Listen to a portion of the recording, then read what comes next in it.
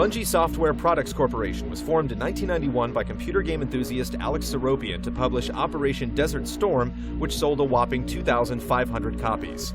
These modest sales were enough to support another project, so Alex helped fellow University of Chicago alum Jason Jones port his Apple II RPG Minotaur: The Labyrinths of Crete to the Apple Macintosh in 1992. Raised on Macs, Jones helped Alex and Bungie in the relatively open and small market.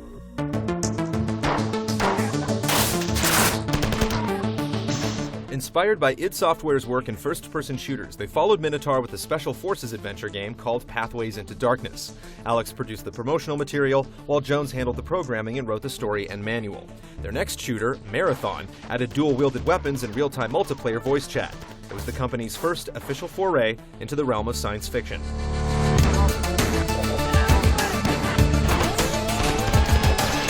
Marathon proved to have the endurance for a trilogy, following the initial release in 1994 with Durandal in 95 and Infinity in 96.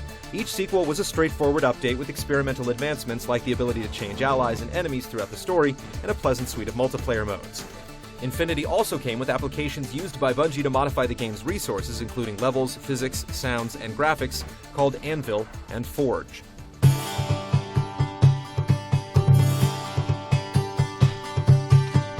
Anxious to try new genres, Bungie's next trilogy focused on real-time strategy in a cross-platform venture called Myth: The Fallen Lords. It was released in 1997, the same year Bungie unleashed Marathon on the PC in a trilogy compilation.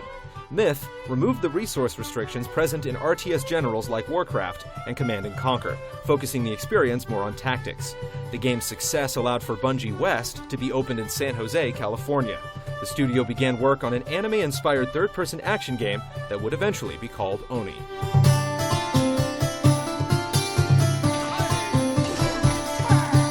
Myth 2: Soulblighter arrived in November of 1998. It was ported to Linux, received positive reviews, but ended up cursing Bungie in foreign markets. Asian versions of Myth 2 would wipe out a player's hard drive, a snafu that cost Bungie more than $1 million. Approaching the turn of the century, and in the wake of a financial disaster, Bungie knew it needed a blockbuster. It drafted a whole new galaxy of lore and began another shooter project, codenamed Monkey Nuts.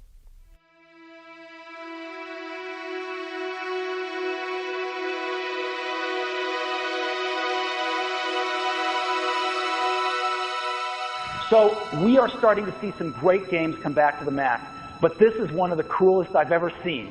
This game is going to ship early next year from Bungie, and this is the first time anybody has ever seen it. It's the first time they've debuted it. And we're going to see, for the first time, Halo. After two codenames, Halo was first called by its ultimate title on July 21st, 1999 at the Macworld Conference. Jason Jones was introduced by then interim CEO of Apple, the late Steve Jobs. The demo that followed featured music by Marty O'Donnell, who had composed scores for Myth and Myth 2. O'Donnell, a big fan of Marathon, had left his company Total Audio to work full-time for Bungie. Halo's an action game, so you'll be able to play it by yourself, even better, be able to get on the internet, play it with your friends online. Our multiplayer games can be heavily focused on cooperative team play rather than playing as an individual.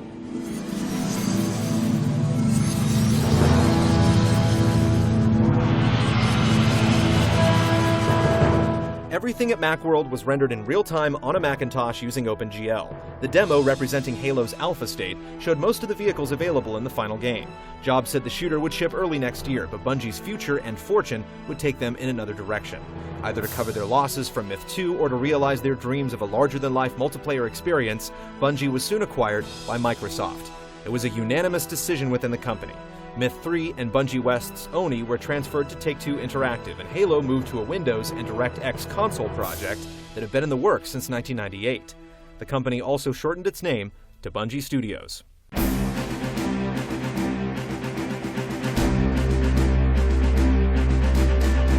Halo re-emerged on Microsoft's first video game console, the Xbox, at E3 2000.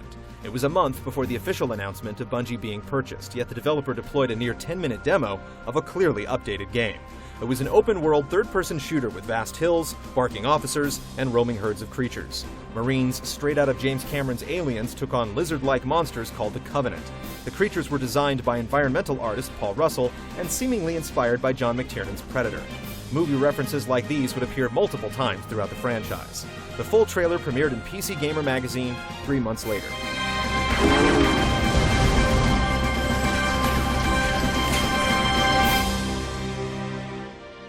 The first thing to change after Bungie's acquisition went public was the game's perspective to first person.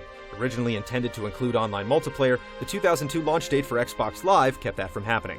Of the 14 games on display at GameStop in 2001, Halo was unquestionably the most anticipated, showcasing a flyby of the island map silent cartographer. Halo returned to E3 in 2001, where it was announced as an Xbox launch game for November of that year.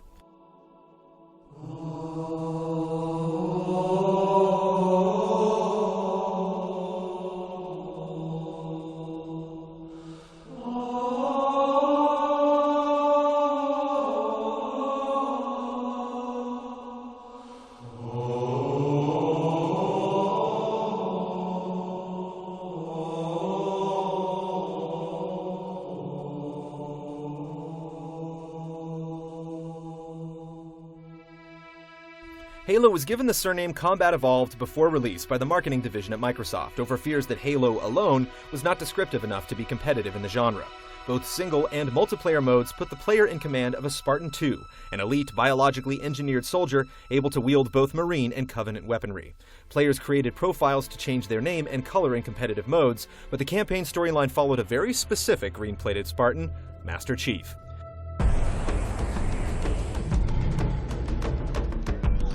Those Marines could use some help, Chief. Do what you do best.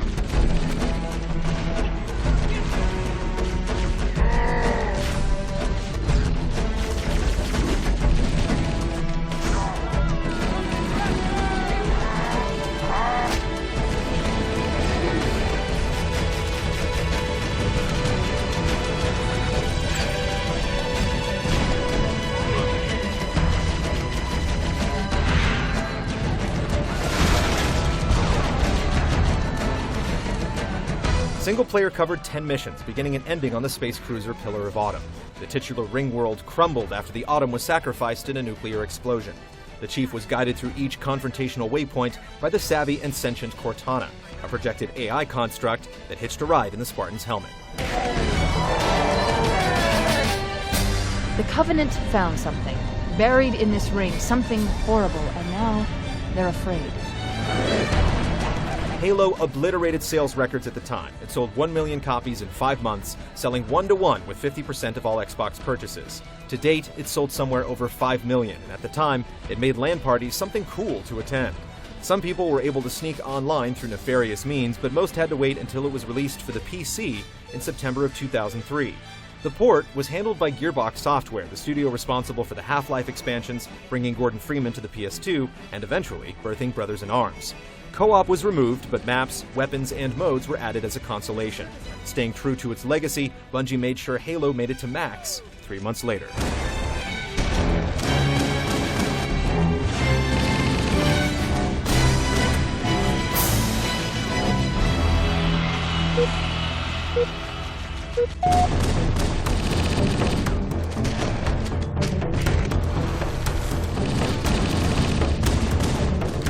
Halo sales were no match for Halo's community, which continued playing the game non-stop after release. A custom edition in 2004 brought an editing kit to the masses, similar to Bungie's earlier Marathon mod builder, and a new PC community exploded.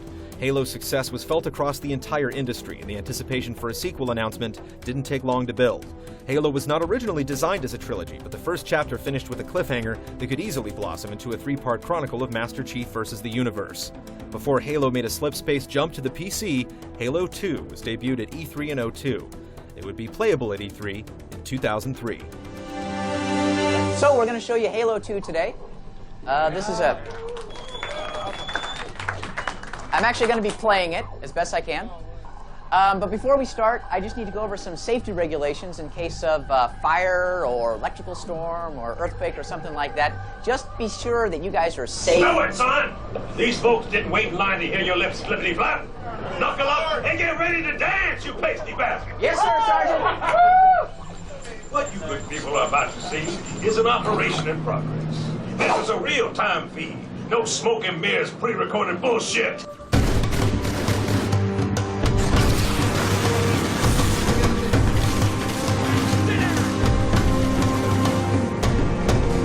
During the 10-minute E303 demo, the Chief dual-wielded machine guns, manned a turret on an AI-driven Warthog, hijacked a Covenant Ghost, and took out a Phantom Assault ship. Minds were collectively blown. The experience seemed primed to overtake the original, but once the party was over, Bungie realized it just had a demo and not a piece of the final product. The bar it set with the 2002 announcement trailer was proving to be unrealistic, and something had to give.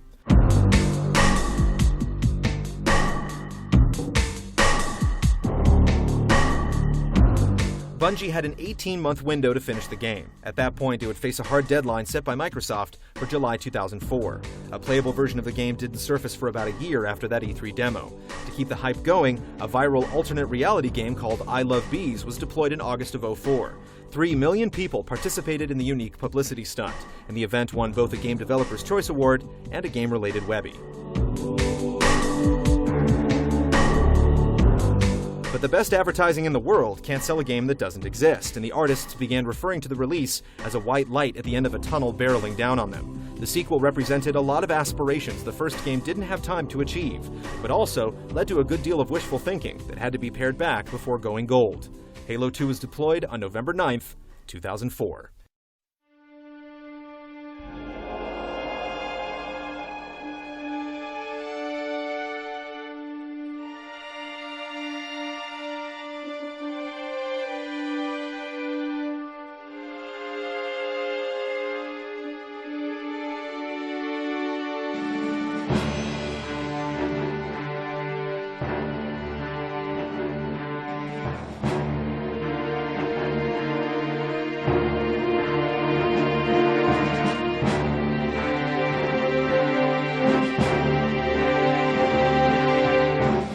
Halo 2 saw the original's 10 playable levels and raised it to 14.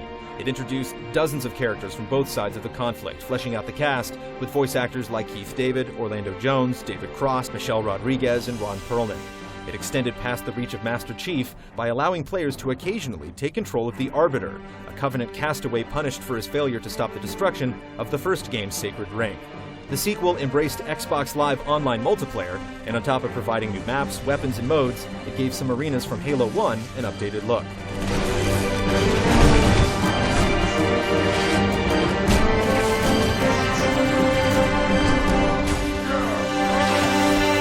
Check your targets, watch the crossfire.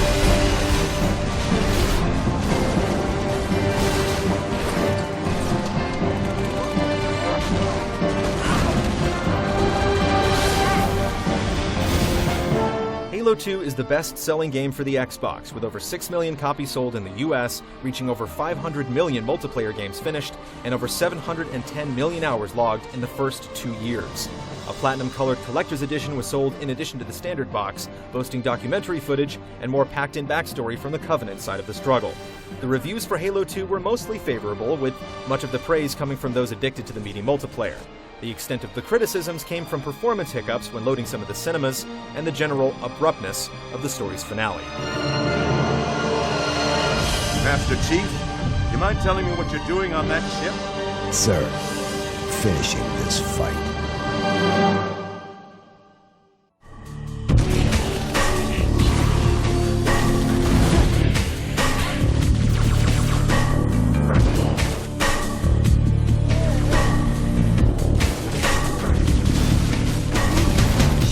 Halo 2 was a success, even though few had originally planned for Halo to have a sequel. Halo 3 was different. Well before the launch of the Xbox 360 in November of 2005, Bungie had begun laying plans to finish the fight it started 4 years earlier. Despite being the killer app for the original Xbox, the 360 was released with no Master Chief in sight.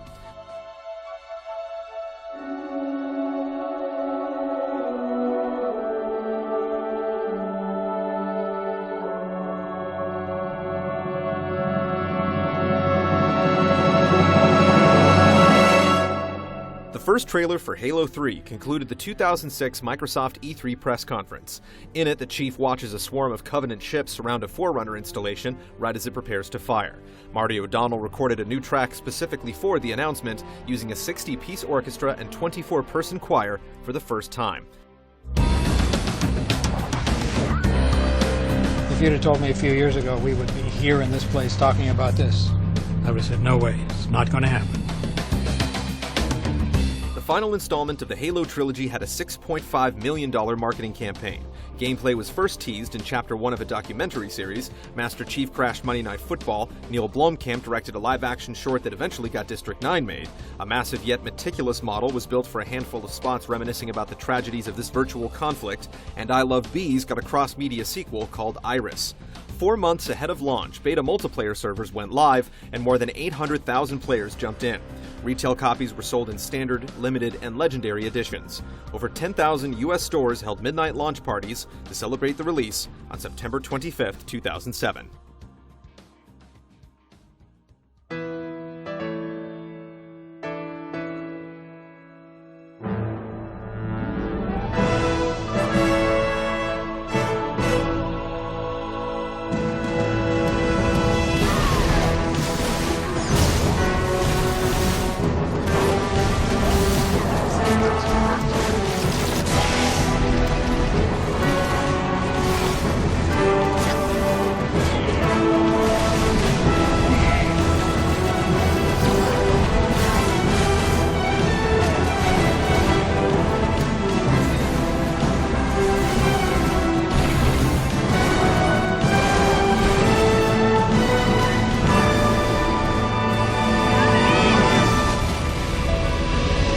Halo 3 took advantage of the Xbox 360 in many ways, adding tech like high dynamic range, global lighting, real-time shadows, depth of field effects and cutscenes, 5.1 surround sound, and a 10-mile draw distance. Halo 3, in terms of content, was the largest game in the series. Two-handed support weapons provided extra firepower, added equipment effects ranged from defensive bubbles to shield regeneration, AI drivers took the wheel for the first time, and the Covenant adapted pack mentalities and attacked in groups.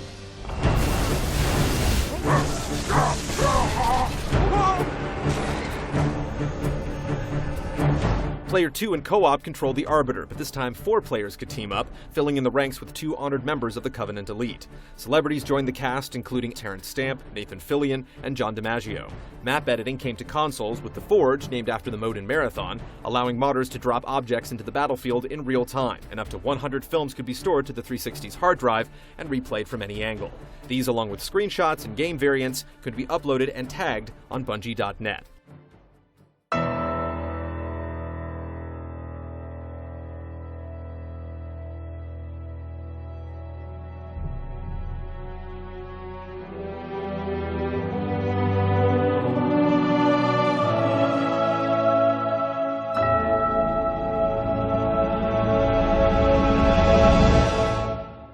Halo 3 was awarded Best Multiplayer Game at the Spike TV Video Game Awards, Best Xbox 360 Online Multiplayer Game from IGN, the Edge Award for Interactive Innovation, and was Time Magazine's Game of the Year. Microsoft estimated selling 1.5 million copies of Halo 3 at launch, but it would sell 3.3 before the end of the month, and to date, over 8 million worldwide. It was the best-selling game of 2007. So many people were at home playing Halo 3, film studio execs at the time were positive it contributed to poor attendance at movie theaters. The community's addiction was worsened by Halo 3's extra content, with the first map pack update coming right before Christmas.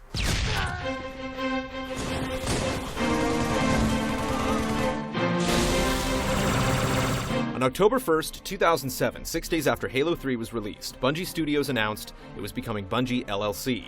Microsoft would retain a minority stake and Halo's property rights, and both parties expressed a desire to keep making and marketing more Halo titles. Microsoft turned to Ensemble Studios, responsible for the Age of Empires series, to reunite Halo with its strategy roots.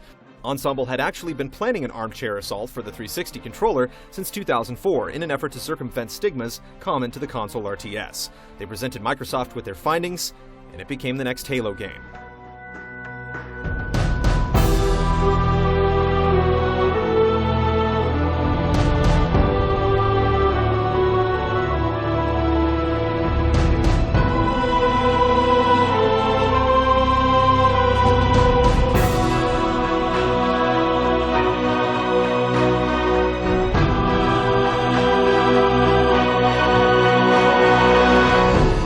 Halo Wars launched on February 26, 2009. The campaign was a prequel set 20 years before combat evolved, with CG cutscenes produced by Blur Studios. Military forces were led by Sergeant John Forge, Captain James Cutter, Professor Ellen Anders, and a snarky AI named Serena. The Covenant, appearing in lore 6 years after they first discovered humans, was the main threat and a playable opponent in versus modes. Ensemble toyed with the idea of adding the infectious flood to the mix, but it never made it past the concept stage. Base, this is Forge. We're under heavy fire. Looks like they are setting up defenses. We'll clean up darkness.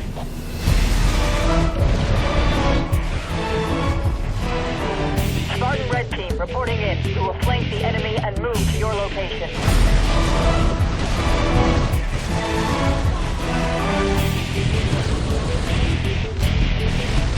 Got it. Halo Wars added new elements like base building and troop management, but kept series FPS traits like Spartans taking out Covenant vehicles with their bare hands. Using supplies found or scavenged on the battlefield, players could upgrade buildings, train units, and activate special abilities using a controller and trigger-friendly system built from the ground up for the 360. More advanced units would become available at each tech level. The Covenant were not playable in the single and co-op campaign, but the Arbiter and Clan could be selected in skirmish mode.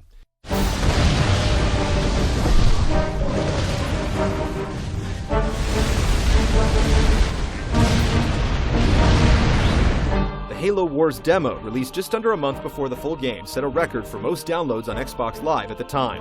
The final version, including the limited collector's edition, was the fastest-selling console strategy game of its time, outperforming competitors like Command & Conquer 3. Despite the positive reception, Ensemble Studios proceeded with plans they had announced a year earlier to close their doors. The former heads of Ensemble went on to create Bonfire Studios and Robot Entertainment. Robot agreed to continue support for Halo Wars with 2 DLC packages of more modes, maps, and achievements. Spirit of Fire, this is Forge. Area clear.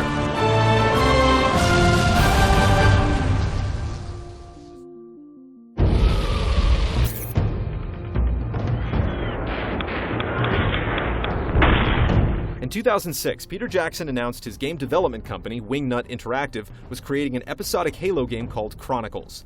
Unfortunately, due to job layoffs in January of 2009, the project had to be cancelled. In 2007, Bungie had begun working on a prequel to the original Halo, leaving the opportunity for Chronicles' crew to finish something smaller in the meantime, a project producer Chris Creamer called a mini-campaign. It debuted in September of 2008 on Bungie's website and showed up at Tokyo Game Show in October as Halo 3 Recon. Actors suited up in battle armor again for the trailer campaign, and by its final unveiling at E3 a year later, Recon had blown up from just an expansion to a complete series sequel.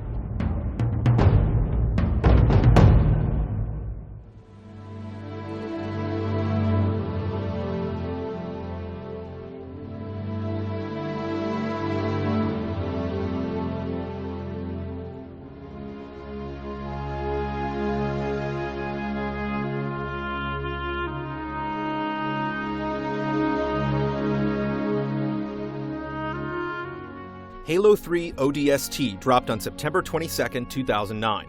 Officially beginning development in March of 2008, it was the first Bungie product finished in less than 3 years. The name was changed to something Bungie felt was a more straightforward description of the soldier protagonists, the Orbital Drop Shock Troopers. The disc did not require Halo 3 to play and came packaged with every Halo 3 multiplayer map released so far. The cast reunited Firefly co-stars Nathan Fillion, Adam Baldwin, and Alan Tudyk, along with Battlestar Galactica babe Tricia Helfer, and Nathan Drake's better half, Nolan North. Alive or dead, we're pulling them out. You hear me?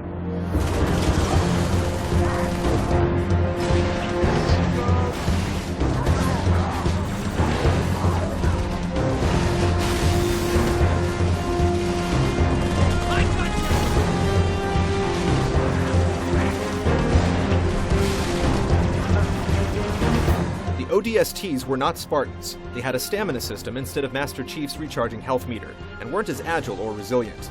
The campaign, which supported up to 4 players, involved recovering a divided squad through tactical exploration and combat flashbacks. The Halo 3 multiplayer grab bag had 3 additional maps, and the feature list included Firefight, a new survivalist option inspired by Gears of War 2's Horde mode.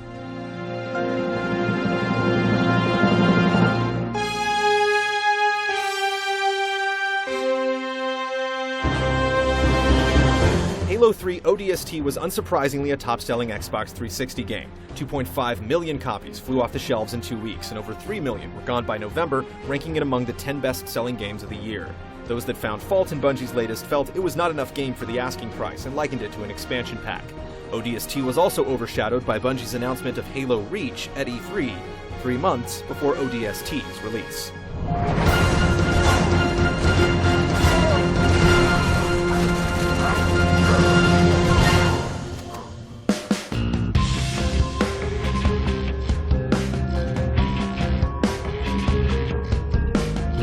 Since 2007, Bungie had actually been working on 2 games, the second led by creative director Marcus Lido and design lead Christian Allen.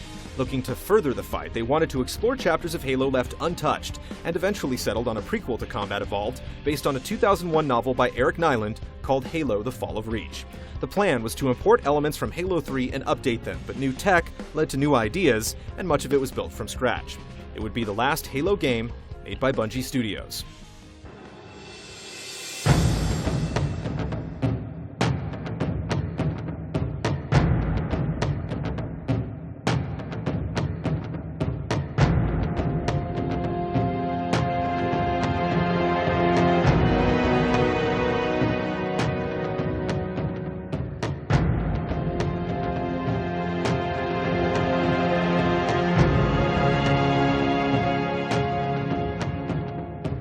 Halo Reach was released on September 14, 2010.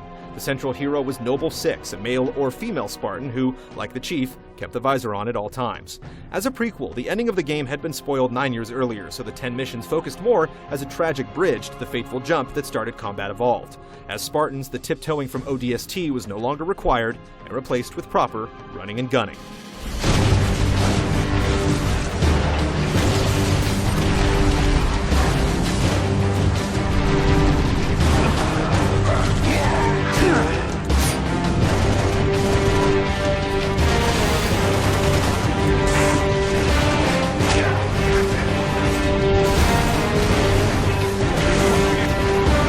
The campaign was available for 4, and the squad was full of Spartans. Players selected their name, sex, and armor color, and that style carried over into multiplayer.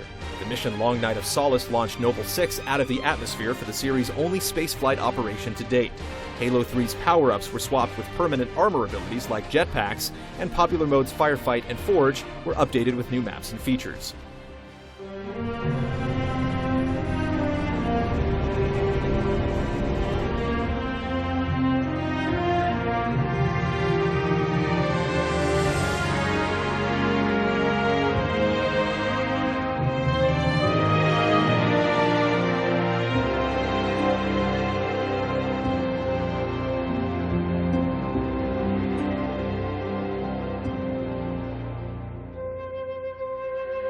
Halo Reach beat Halo 3's Day 1 release sales, grossing over $200 million in the process. The marketing spared no expense, surpassing the budget for Halo 3.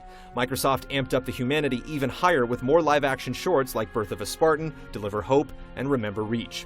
As the most recent Halo game released, Reach is being played by thousands of people at this very moment. A series originally too impatient to wait for Xbox Live now had 4-player co-op and 16-player skirmishes fed by experience credits and military rank. The competition has now surpassed the story when it comes to the single most defining element of each Halo experience.